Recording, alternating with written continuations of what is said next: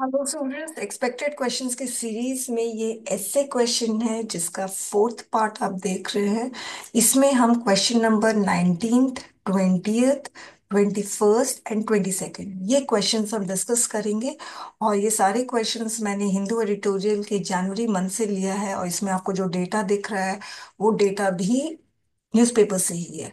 तो इसमें जो 19th क्वेश्चन है वो है transition from Gen AI ready to Gen AI first for an AI driven economy। तो AI driven इकोनॉमी को इन्हांस करने के लिए हमें ट्रांजिशन की जरूरत है। Gen AI ready to gen AI first. तो एआई रेडी का मतलब क्या होता है कि बिजनेस या ऑर्गेनाइजेशन जिसका इंफ्रास्ट्रक्चर टूल माइंडसेट जो है वो एआई को अडॉप्ट करने के लिए रेडी है, मगर उनके ऑपरेशन में एआई फुल्ली कंप्लीटली इंटीग्रेटेड नहीं है। वो लोग प्रिपेयर्ड है एआई को यूज करने के लिए, मगर वो ड्राइविंग फोर्स नहीं है। ये है एआई रेडी। तो आप लोगों को पता होना चाहिए मतलब क्या है, वरना सीधे आंसर लिखना शुरू करना नहीं चाहिए। सबसे पहले क्वेश्चन का मतलब समझो। एआई फर्स्ट का मतलब क्या है कि it is heart of everything.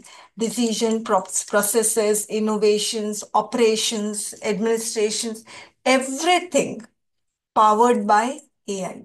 तो businesses are fully integrated with AI technologies like Google and Microsoft। तो आप लोगों को ये बताना है कि ट्रांजिशन करने से AI ड्रिवन इकोनॉमी में इन्हांसमेंट होगा, प्रोग्रेस होगा, ये आपको बताना है। अंडरस्टूड। तो इस पे आप लोग रिसर्च करना, और इस पे एक कंटेंट इस तरह से बिल्डअप करना जो ट्रांजिशन के बारे में बताए। यानी जो कंपनी एआई रेडी है उसका जो ग्रोथ है और जो एआई फर्स्ट है उसका ग्रोथ कंपेयर करके आप लोग ये कंटेंट बिल्डअप कर सकते हैं। नेक्स्ट है digital citizenship curriculum for children, the need of the hour. तो इसमें चिल्ड्रन को डिजिटल सिटीजनशिप के बारे में बताना चाहिए, किस तरह से वाइजली ऑनलाइन वर्ल्ड को नेविगेट करना चाहिए रिस्पॉन्सिबली एंड वाइजली, ताकि उनकी सेफ्टी रहे और वो एथिकल बिहेवियर उनका वो सस्टेन कर पाए, ethical behaviour through out the navigation.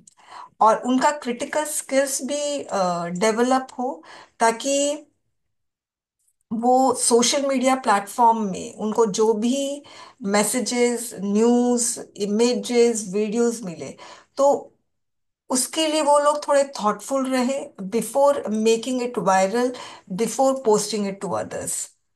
और बहुत इन्फॉर्म वे में वो नेविगेट करे, सोशल मीडिया प्लेटफॉर्म यूज करे, डिजिटल इकोनॉमी में भी पार्टिसिपेट करे। तो ये जो सिटीजनशिप करिकुलम है ये बहुत ज़रूरी है चिल्ड्रन के लिए, क्योंकि अभी ये भी इस तरह से भी आ रही है कि ये ना, मतलब जो भी 16 साल की उम्र से कम है उनके लिए सोशल मीडिया को बैन कर देना चाहिए। किसी किसी कंट्री ने बैन भी किया हुआ है। तो बच्चे को अगर हम एजुकेट करते हैं खुद ही एक डिजिटल शील्ड क्रिएट करने में अराउंड देम, ठीक है, तो एक शील्ड अगर वो लोग क्रिएट करेंगे तो वो खुद ही अपने आप को सेफ गार्ड कर सकते हैं। ये सारा बैनिंग करने की फिर जरूरत नहीं पड़ेगी अगर डिजिटल सिटीजनशिप करिकुलम डेसिमेट किया जाए, उन लोगों को पढ़ाया जाए। नेक्स्ट क्वेश्चन है digital governance fuels a dynamic workforce. ये भी हिंदू एडिटोरियल में आया था। तो डिजिटल गवर्नेंस में आप लोग ये तीन एग्जाम्पल आपको देना ही देना है। वो है आई गॉट, ई ऑफिस और जीएम। ये देना ही है, ओके। और आप इसी को एक्सपैंड करके आप डिजिटल गवर्नेंस के बारे में बता सकते हो और किस तरह से आपको फिर इसको कनेक्ट करना पड़ेगा डायनेमिक वर्कफोर्स से, ओके।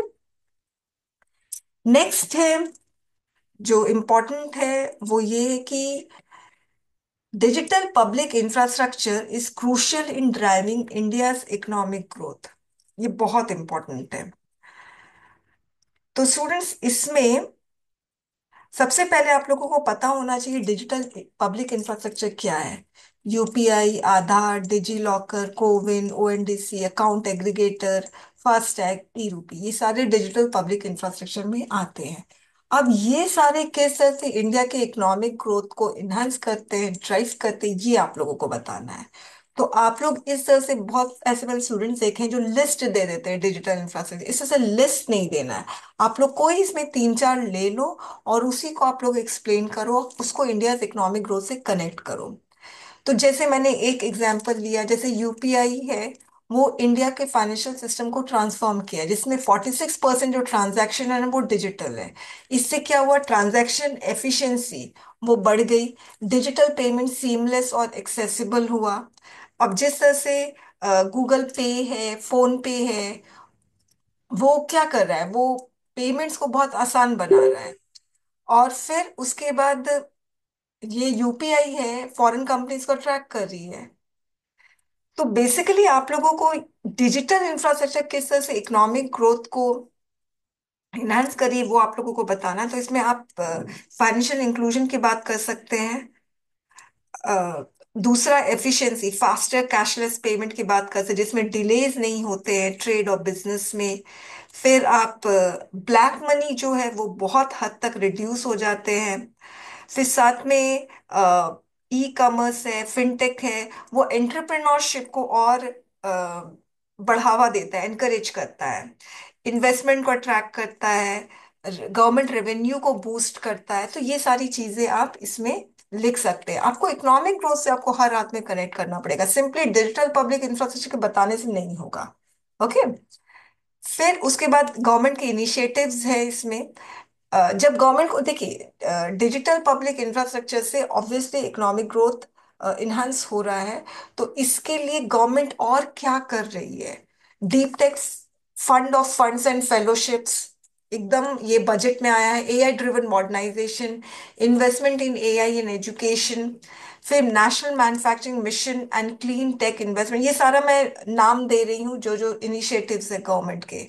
ओके। इसका आपको अगर पीडीएफ चाहिए तो उसको आपको ग्रुप में मिल जाएगा, टेलीग्राम ग्रुप में। नेक्स्ट है, ethics of AI is more important then technology. तो इसमें आप लोगों को ये क्वेश्चन देखिए, ये बहुत इंपॉर्टेंट क्वेश्चन है, पता नहीं पिछले एक साल से मुझे लग रहा था लास्ट ईयर भी आएगा, मगर इस तरह से आया नहीं, मगर बहुत इंपॉर्टेंट है।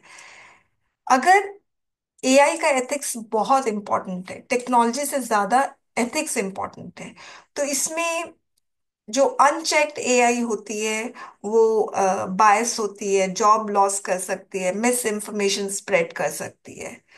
तो एथिक्स की वजह से हमें समझ में आता है कि we have to responsibly use.